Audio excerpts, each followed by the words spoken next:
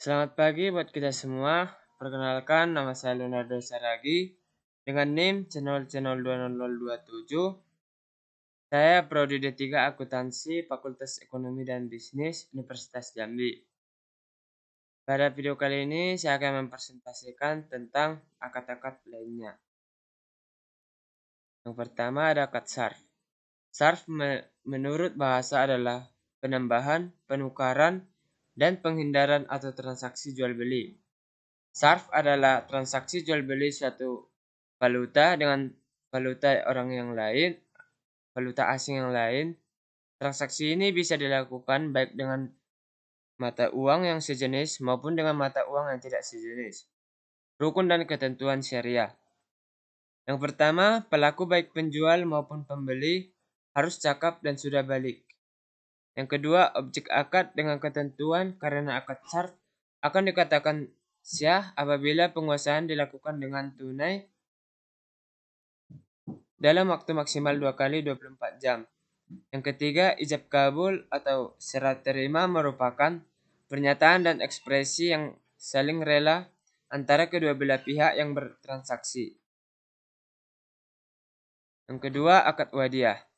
Akad wadiah merupakan simpanan barang atau dana kepada pihak lain yang bukan merupakan pemiliknya untuk tujuan keamanan. Wadiah adalah akad penitipan barang atau dana dari suatu pihak ke pihak lain dengan catatan barang atau dana tersebut dapat diambil kapanpun oleh sang pemilik. Jenis akad wadiah terdapat dua jenis. Menurut PSAK 59, yaitu yang pertama wadiah amanah, yaitu wadiah di mana uang atau barang yang dititipkan hanya boleh disimpan dan tidak boleh didayagunakan. Contohnya titipan barang di pusat perbelanjaan. Yang kedua wadiah yad damanah, yaitu wadiah di mana si penerima titipan dapat memanfaatkan barang titipan tersebut dengan seizin pemiliknya dan meminjam untuk mengembalikan titipan tersebut secara utuh setiap saat pemilik menghendakinya. Contohnya tabungan. Ketiga, akad al-wakalah. Al-wakalah adalah akad pelimpahan kekuasaan oleh satu pihak kepada pihak lain dalam hal-hal yang boleh diwakilkan. Wakalah dalam pembelian barang terjadi di mana seseorang mengajukan calon atau menunjuk orang lain untuk mewakili dirinya dalam membeli barang. Orang yang tunjuk atau agen diperboleh menerima komisi. Wakalah dengan komisi disebut dengan wakalah bil ujrah. Namun agen juga diperbolehkan tidak menerima komisi. Sumber hukum, maka suruhlah salah seorang di antara kalian pergi ke kota dengan membawa uang perakmu. IS 18 ayat 19.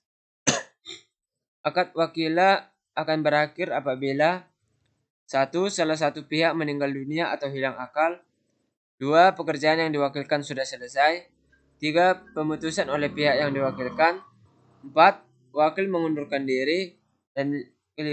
Orang yang diwakilkan tidak memiliki status kepemilikan atas sesuatu yang diwakilkan. Selanjutnya akad al-kafalah. Akad al-kafalah merupakan perjanjian jaminan yang diberikan oleh penanggung kepada pihak ketiga untuk memenuhi kewajiban pihak kedua atau pihak yang ditanggung. Sumber hukum dan dia atau Allah menjadikan Zakaria sebagai penjaminnya. Maryam QS 337. Berakhirnya akad kafalah. 1. Utang telah diselesaikan. 2. Kreditor melepaskan utangnya kepada pihak yang berutang, tidak pada penjamin. 3. Ketika utang tersebut telah dialihkan. 4. Ketika penjamin menyelesaikan ke pihak lain melalui arbitase dengan kreditur. Dan 5. Kreditur telah mengakhiri kontrak kafalah walaupun pihak penjamin tidak menyetujuinya. Selanjutnya Qardul Hasan. Qardul Hasan adalah pinjaman tanpa dikenakan biaya atau hanya wajib membayar sebesar pokok utangnya. Pinjaman uang seperti inilah yang sesuai dengan ketentuan syariah atau tidak ada riba. Pinjaman kara bertujuan untuk diberikan pada orang yang membutuhkan atau tidak memiliki kemampuan finansial. untuk tujuan sosial atau untuk kemanusiaan. Cara pelunasan dan waktu pelunasan pinjaman ditetapkan bersama antara pemberi dan penerima pinjaman. Walaupun sifat utang ini sangat lunak, tidak berarti pihak yang berutang dapat semuanya sendiri karena dalam Islam, utang yang tidak dibayar akan menjadi penghalang dia di hari akhir nanti, walaupun ia gugur dalam jihad di medan perang yang pahalanya sudah dijamin, bahkan Rasul tidak bersedia menghalalkan jenazah yang masih memiliki utang. Selanjutnya, akad al-hawala. Hawala secara harfiah artinya pengalihan, pemindahan, perubahan warna kulit, atau memikul sesuatu di atas pundak. Objek yang dialihkan dapat berupa utang atau piutang. Jika yang dialihkan utang, maka akad hawala merupakan akad pengalihan utang dari satu pihak yang berutang kepada pihak lain yang wajib menanggung atau membayar utangnya. Dalam hal ini, pihak yang mengambil alih utang harus yakin pihak yang diambil alih utangnya dapat memenuhi kewajibannya di kemudian hari. Jika yang dialihkan piutang, maka akad hawala merupakan akad pengalihan piutang dari satu pihak yang berpiutang kepada pihak lain yang berkewajiban menagih piutangnya. Macam-macam hawala. Yang pertama, dalam pelaksanaannya hawala ada dua, yaitu yang pertama hawala mutlaqoh adalah seseorang memindahkan utang pada yang lain tanpa memberikan keterangan bahwa orang tersebut harus membayar utangnya dari utang yang ada padanya.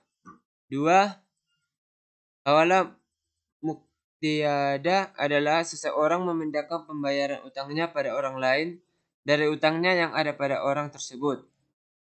Yang kedua, ditinjau dari segi objeknya, hawala dibagi dua, yaitu yang pertama, hawala al-haq atau pemindahan hak adalah pemindahan piutang dari satu piutang kepada piutang yang lain atau pemindahan hak untuk menuntut hutang. Yang kedua, hawala ad-dain atau pemindahan hutang adalah memindahkan hutang kepada orang lain yang mempunyai hutang kepadanya. Selanjutnya ada akad al-ran. Secara harfiah, ran adalah tetap kekal dan jaminan. Secara istilah ran adalah apa yang disebut dengan barang jaminan, agunan, jagar, atau tanggungan. Ran yaitu menahan barang sebagai jaminan atas utang. Akad ran juga diartikan sebagai sebuah perjanjian pinjaman dengan jaminan atau dengan melakukan penahanan harta milik si peminjam sebagai jaminan atas pinjaman yang diterimanya. Akad ran bertujuan agar memberi pinjaman lebih mempercayai pihak yang berutang. Adapun syarat ran tajlisi agar sesuai dengan syariat Islam adalah sebagai berikut. Yang pertama, biaya pemeliharaan harus ditanggung oleh pihak yang menggadaikan, namun besarnya biaya tidak boleh dihubungkan dengan besarnya pembiayaan. Yang kedua, pihak penerima barang jaminan dapat menyimpan bukti kepemilikan barang, sedangkan barang masih dapat dimanfaatkan oleh pemilik atas izin oleh penerima gadai. Yang ketiga, apabila terjadi eksekusi jaminan, maka barang dapat dijual atas izin oleh pemilik barang. Baiklah, mungkin itu yang dapat saya sampaikan.